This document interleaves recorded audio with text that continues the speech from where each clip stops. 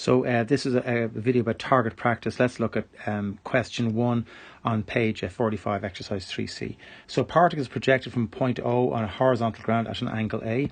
Here's our angle A, and it's projected at an initial speed. So its overall speed, we'd say it's a bullet, is at 24g, root 24g, and g is for gravity, and that's its overall speed. That can be broken down into its horizontal component and its vertical component.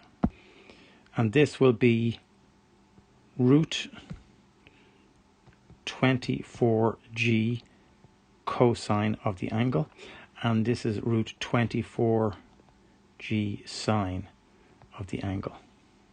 Now we're told that it hits a small target, and its position vector of this target is 16i plus 11 over 3j. What this position vector means that in relation to this initial point here, which I think they called was O, from the start point, this target is 16 along the horizontal component, and it's 11 over 3j. Okay, so that's where this position vector is. The first thing we do in these questions is we write down the information that we've got. We write down that our initial speed in the x dimension is root 24g cosine A. We've got that. The s of x, so the displacement in the x direction, is obviously this particular speed, which will never change until it stops. The x is never impacted on by gravity, multiplied by time. So it's root 24g cosine A multiplied by time. You can put t here at the end. The only problem with that is it's not cosine AT, is it? It's cosine of A multiplied by t. So I just avoid any confusion by putting the t back here. But it's your choice. You could even put it there if you choose. That's okay as well. Okay, and then u of y is equal to the initial speed in the y direction is 24g sine of A, which we already got, root 24g sine of A, and its particular displacement is the same thing. It's root 24g multiplied by t sine of A, but gravity does have an effect here, minus half of gt squared. Now we know at the point of impact that this particular s of x will equal to 16, and that implies I can now express that t is equal to 16 divided by root 24g cosine of A. Okay, I just divide across, I leave t here, and I divide across 16 by root 24g cosine of A. So I've expressed t in these terms here. And now my next strategy is I'm going to substitute this here into these t's here. Okay, so let's do that and see what happens next. The next thing, of course, I can say is that s of y itself, this here, is equal to 11 over 3j. So let's go through this. We know that s of y is equal to 11 over 3. We have that from up here in our position vector. So 11 over 3 is equal to that. And we now that s of y is equal to root 24g by t. Well, we substitute our t in from here. 16 divided by root 24g. We substitute that in here, and that's multiplied by sine A, which I forgot to write down. I'll write down sine A here. And it's minus a half of g, which is g over 2, by t squared. And t is equal to 16 divided by root 24g cosine A, all to be squared. Okay, so now we can start doing some cancelling out. So I'm going to cancel out this root 24g, cancel out with this root 24g here. That's all I'm going to cancel out so far. I also know that sine of A divided by cosine of A is equal to tangent of A. So let's clean this up a little bit. 11 over 3 is equal to 16 tan of A minus g over 2. And I'm going to get 16 by 16 is 256 divided by root 24g to be squared is just 24g by cosine squared of A. Okay, now let's do some more cancelling out. I have a g here and a g here. I've got so that's going to give me, let's move on to the next line. 11 divided by 3 is equal to 16 tan of A minus 256 divided by 2 multiplied by 24 multiplied by 1 over cosine squared A. I've just taken all of the numbers out of this bracket, okay, to make this 1 over cosine A. easier to see. And then I can deal with the 256 divided by 2 multiplied by 24 later on. Okay, let's change colour and continue on. 11 over 3 is equal to 16 tan A minus 16 over 3.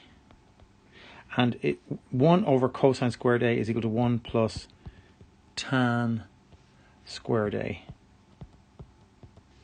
So multiply that out again. That's 11 over 3 is equal to 16 tan A minus 16 over 3 minus 16 over 3 tan squared A, multiplying in my 16 over 3 on both sides. Now I need to multiply everything by 3 to get rid of the fraction. So I'm going to go back to red, and I'll go back to orange on this. That's going to give me 11 is equal to 3 16ths is 48 tan A minus 16 tan squared A. Now I can get my minus 16 and my 11 together. That's going to give me minus 27, I think. So it's going to give me 27 is equal to 48 tan A minus 16 tan squared A. Let's rewrite that in the way that we like to see it, with the maybe a positive tan squared at the start. So I'm going to make it 16 tan squared A minus 48 tan A plus 27 is equal to 0. Now we're trying to factorize that. So I can replace tan squared A with x if we like. We can do it that way. So I'm going to get 16 x squared minus 48x plus 27 is equal to 0. You can use the minus b formula to get a value for x. And you're going to get x is equal to 9 over 4 or x is equal to 3 over 4. And that means since we replaced tan A with x, we're saying that tan A is equal to 9 over 4. So that means that tan A is equal to 9 over 4. Or tan A is equal to 3 over 4. Then using your inverse tan, you're going to get inverse tan of 9 over 4 is equal to A. And that means that A is equal to 66 degrees. A is equal to 66 degrees. Or A is equal to 37 degrees.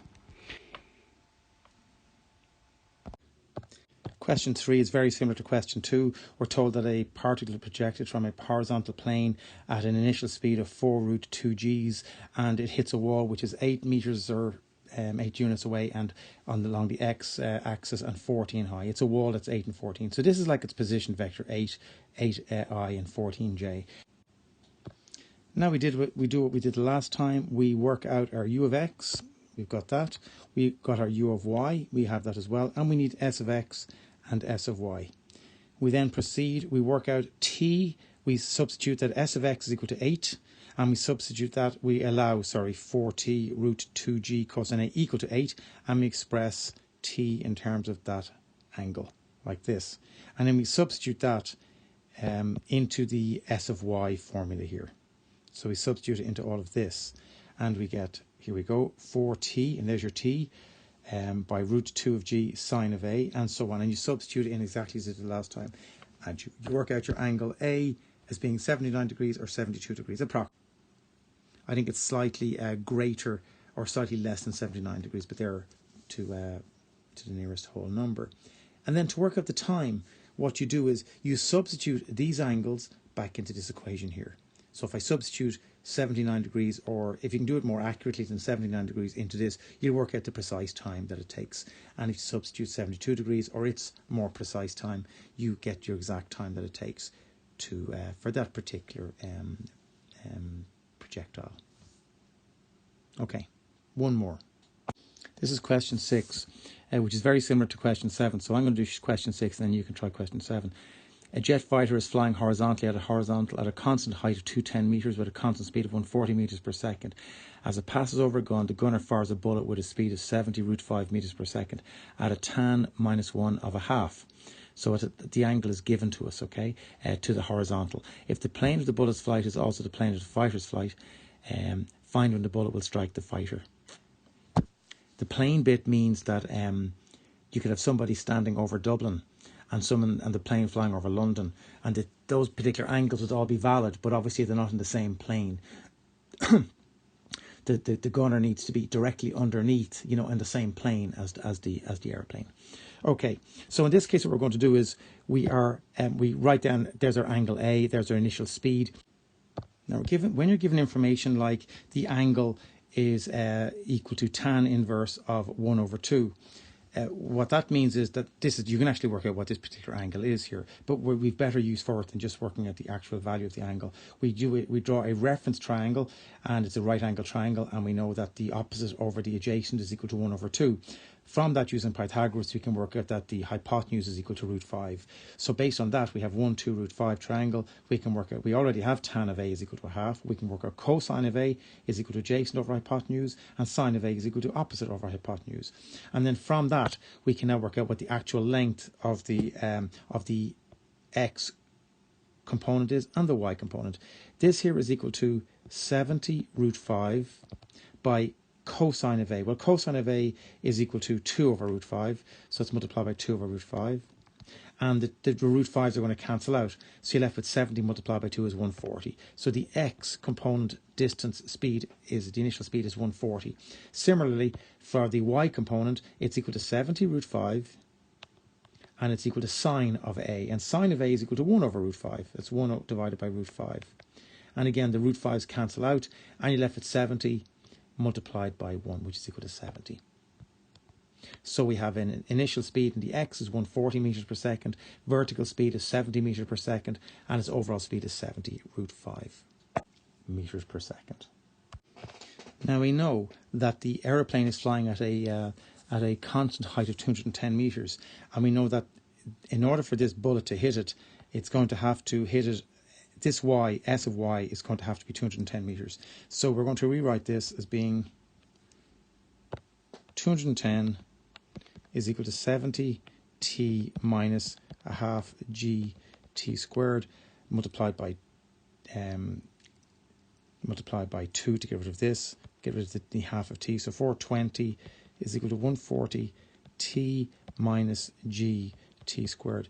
And you're going to have to multiply by g now at this stage to give us an actual number, which is 9.8.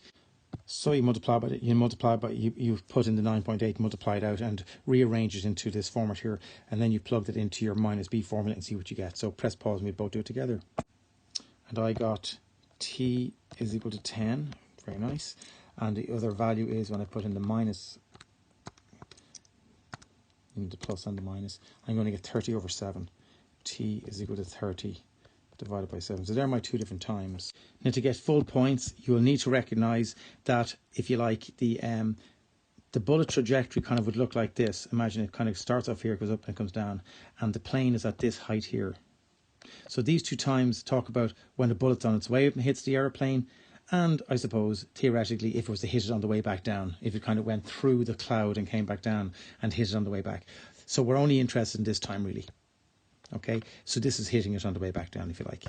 And obviously, once it hits the plane, it's not going to come back down again. But the maths doesn't know it's a bullet hitting an airplane. So these are the two times here, this time and this time.